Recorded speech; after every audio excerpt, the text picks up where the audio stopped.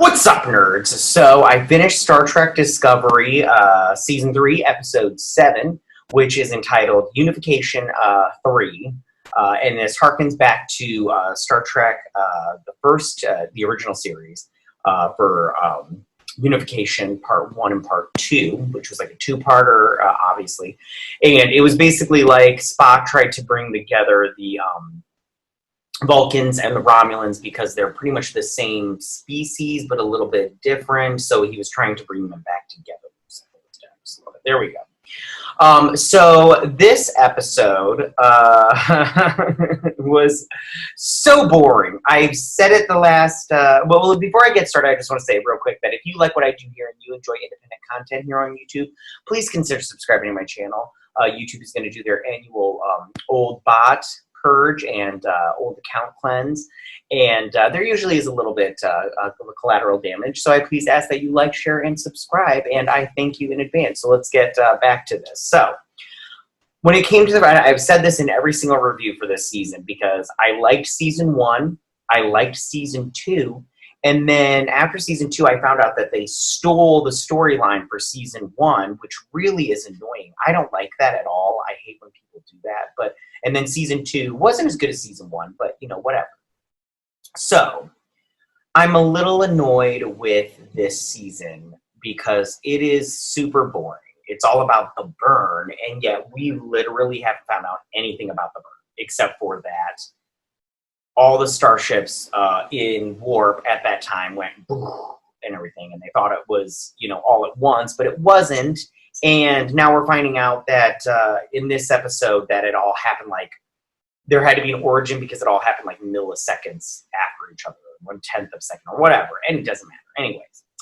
So, yeah, so let's dive into this episode because, man, I'll tell you what, I cannot handle this crap sometimes. Okay, so the episode opens up with a long entry by Michael Burnham. After her rogue mission in last week's episode, she got demoted from first officer, rightfully so, and she's beginning to feel like Discovery is no longer the home it was when she went through the wormhole, which is never really explained in this episode of why she feels that way. I mean, she even says, I don't know at one point in time, and I'm all like, okay, you don't know, and I don't care.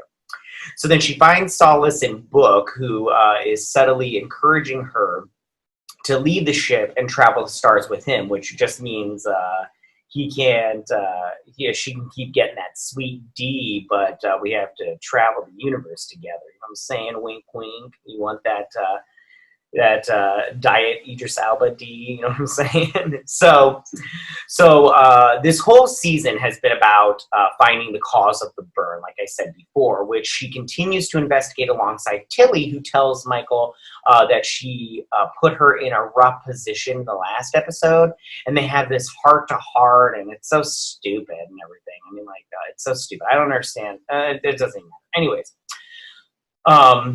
though her bestie is unhappy about the position Michael put her in, she still works on analyzing the black boxes from various ships destroyed in the burn. And she's able to confirm Michael's suspicions. The ships in question did not all combust at the same time, meaning there must be an origin point. What could help them further is a classified project called SB19. You see what I did there? Anyways, I'll probably refer to it as BS19 the whole time. Anyways, which spread sensors across subspace and would be key to tracking the launch of the burn. Now, Michael and Saru take this information to Admiral Vance, who is stunned by the discovery, and he reveals that SB19 was a project from the planet Navarre. And this used to be planet Vulcan, and now it's been changed. The result of the unification of the Vulcans and the Romulans finally happening, like I said before. Years after Spock's efforts from Next Generation, I think I said the original series, but I meant Next Generation. Anyways, Unification two-parter. The warring peoples came together and were tasked with creating alternative sources of energy with dilithium supplies drying up. Now, I have to say, even though I didn't cry, I did get very touched seeing Leonard Nimoy as Spock in the little hologram thing. Um, it was very touching, and I enjoyed it very much. And you know, I like seeing that stuff, but at the same time, they then disrespect Leonard Nimoy later on and his character later on. Now, Navarre invented a system to transport ships in an instant with SB-19, but warned it was too unstable. And the Federation persisted with SB-19 despite their caution, making Navarre believe they caused the burn. As a result, the planet lost faith in Starfleet, pulling out of the Federation a century ago, despite Vulcan being a founding member. Now, Vance sees a golden opportunity in front of him, and it revolves around Spock's sister, Michael Burnham, despite Michael and Saru both insisting that she not represent the Federation. He tasks them with traveling to Navarre with this new information to try to convince them to rejoin Starfleet. Good luck. Anyways, Starfleet sucks right now. Why would you want to join, you know, a lost cause? Anyways, speaking of that, it's complicated emotions for Michael, which who cares? But Book convinces her that her complex history with the future makes her the perfect envoy. I don't see how, but I mean, well, of course it does, because the script calls for it, and Michael Burnham's your main character, so she has to be the perfect envoy. Anyways, again, this was really nice to see Spock / Leonard Nimoy again in that hologram, but it was a little disrespectful at the same time, because they just ruin all of it. Anyways, meanwhile, Saru pulls Tilly aside, offering to make her his number one, which I find very ridiculous. I mean, Tilly is an ensign, and she's like at the lowest tier of Starfleet, and he asks her to be his number one. I mean, if she's like smart and everything, but I mean, like, other than that, she's useless. I mean, in a fight, she's useless. She's, like, not leadership material. I mean, he says my acting number one, which means Burnham will become the number one again. But, yeah, she's useless, Tilly is. Anyways, so the ensign, she's stunned. Tilly is stunned. But the captain is confident that despite her rank, her growth and dedication to Starfleet makes her a prime candidate for command, which I really like. The character... I really like Saru, but in this instance, and in a lot of instances, he's wrong. I mean, she is not the perfect candidate because she's, like I said, useless. I mean, did you see that one, what was it, episode 2? They got into that fight in the bar, and she was, like, hiding behind a table. Starfleet, you don't hide, you poo-poo, poo-poo, and everything. It's so stupid. Anyways, as Tilly thinks over the offer, Discovery jumps to Navarre, where they are greeted coldly by President Tarina.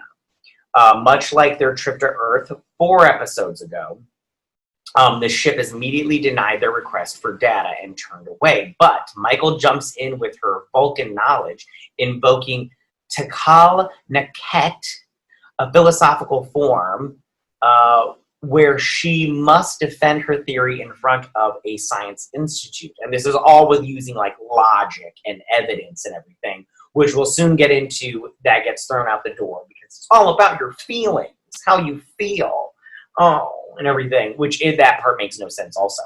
As the Navarre residents beam aboard, Tarina reveals a new Romulan cadet for the ceremony. Michael is given an advocate, in this case, a representative from the Quat Mulat, which is a group of warrior nuns previously seen in Star Trek Picard that shroud themselves in absolute candor, which I find very fascinating, and I actually do like the concept of absolute candor. I do like that about them, but I don't like their whole, they always give themselves to a lost cause. So, her advocate shows up and is literally shrouded, and the shroud gets dropped, and is revealed that it is Michael Burnham's mother, Gabrielle Burnham. This time-traveling Gabrielle reveals that she never made it to the intended target of Terrelysium, instead being taken in by the Quat-Mulat. Now, she notices her daughter seems to be between placed, and Michael tells her about her recent feelings of not fitting in. Elsewhere on the ship, Saru and Tarina tour the ship. They tour Discovery, as he gives her the soft pitch of rejoining the Federation. Now, Tarina reveals that the dilithium shortage came from the Federation supporting too many member planets at once, and Navarre's unification process has done away with many Vulcan proverbs and credos, including the needs of the many outweighing the needs of the few. And in this moment, it's clear that Tarina is far from convinced to fall back under the umbrella of the many. Which, like I said, they're just throwing everything out the door. Nothing matters anymore in Star Trek. And I'm not even like a diehard fan. I just like Star Trek, but they are really going for broke here with getting rid of everything. So the Romulans, Vulcans, and crew members alike gather for the Tikal Naket as Michael faces a tribunal of a Romulan elder, a Vulcan purist, and a Romulo-Vulcan attempting to forge a new path. Now, the Vulcan is the mouthpiece of the group, and he immediately dismisses Michael's claims, not convinced of her motives. But the trio is at an impasse, and they take a recess where Gabrielle warns her daughter about not opening up fully, which her mom was all like, she was all like this very, she said it's very important that they know your feelings, and Burnham was like, how is that important? And I agree with Michael Burnham. It's not important how she feels about the ship and staying on Discovery, and it really has, I mean, the trio, I mean, it's just so stupid. I mean, it's supposed to be about science, logic, and facts, which Michael Burnham has put forward, but now it's like, no, they need to know your feelings about you not wanting to be on Discovery anymore. And I'm all like, what does that have to, that has nothing to do with this whole little Quat-Mulat, whatever it's called. I can't remember what it said, the cat to cat. I have it in my notes, but I didn't write it down all the way through. I just wrote it down. Anyways, it doesn't matter. It's stupid, and Michael Burnham's right in this instance. It has nothing to do with, her case right now. Meanwhile, Tilly tells Stamets about her offer to gauge his feelings on the whole situation, and his response is not ideal for her, because he's the lieutenant commander, and he calls the idea of taking orders from her weird and honestly disturbing, which it is. I mean, it's so stupid. I mean, like I said before, Tilly is the most timid person on the ship. And how can she lead? How can she lead the ship? I mean, if Saru died, do you want Tilly being your captain? So stupid. I mean, she's not a leader. She's never shown leadership skills, in my opinion. And I honestly think she is better suited to stay in her little lab where she is. Now, when the Tikal Naket, that's what it's called, resumes, Gabrielle takes a heel turn and digs into Michael. She says her story is incongruous to the Federation, mentioning her mutiny on the Shinzu in Season 1, Episode 1, her recent demotion, and her feelings of not belonging. She accuses her daughter of insinuating herself in these situations to fill an emotional void, which allows her to be manipulated by the Federation. Heartbroken, Michael shoots from the hip reflexively. She may question and she may fear, but the Federation has always given her a mission, a place, and most importantly, a family. Now it becomes clear that Gabrielle pushed her daughter to the breaking point to get her to that state of absolute candor, which again has nothing to do with the science of it all. I mean, it has nothing to do with it, or logic. So therefore, it literally plays no contribution or contributing factor to whether or not they get this data. I mean, it's so stupid. It's so stupid. I mean, like, so dumb. So dumb.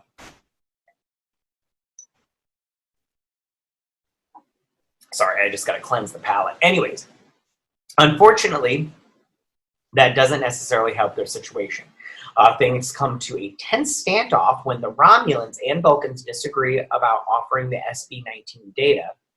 Micheal resolves the tension by withdrawing her little request, bong, invoking her brother's name and saying she cannot see a planet break apart due to her actions. But despite the tribunal not agreeing, Gabrielle reveals to Micheal that one person did see appeal in her appeal, and that was Tarina, the president. So then the Navarre president allows her access to BS-19, seeing how much Spock's great action has been influenced by his sisters, which I thought this was disrespectful. You take a character like Spock, which is so beloved, and then you say, because of Michael Burnham, he's the man he is. Get the out of here. Get the out of here. Anyways. So she gets to tell her daughter something also. Gabrielle follows up with good news, revealing that she must stay to serve the Guat, but despite their short reunion, she gets to tell her daughter something she's waited years and years to say: you always know where to find me. And in all honesty, who cares? Who cares? Anyways. The heartwarming and mushy scenes continue as Tilly enters the engine room to find the entire bridge crew assembled. Stamets told everyone about her offer, and they all offer their encouragement for her to take it. Say yes! Even Micheal offers her support for the ensign to fill her vacancy, because that's what you need. Like the captaincy, you had to get Michael Burnham's permission. With this, you have to get Michael Burnham's permission. Without Michael Burnham's permission, you do not get it. Overcome with emotion, Tilly can finally visualize herself in the position with backing of her crew. That's what she needed. She needed the backing of her crew. This is not leadership material, in my opinion. And I can understand having hesitation, but Tilly is not a leader. She's not. And if you think she is, you're stupid. Straight up. I can't understand how anybody could think that this character is a leader. I don't dislike Tilly as a character, but she's not a leader. She's not a number one material. That's just the truth of it all. She's not. Pick any secondary character on that bridge, and they're better suited than Tilly. Even Stamets. She's just not. Anyways, everyone crowds in for a group hug, in between joking requests for upgrades and time off from their new number one, like to Hawaii. Anyways.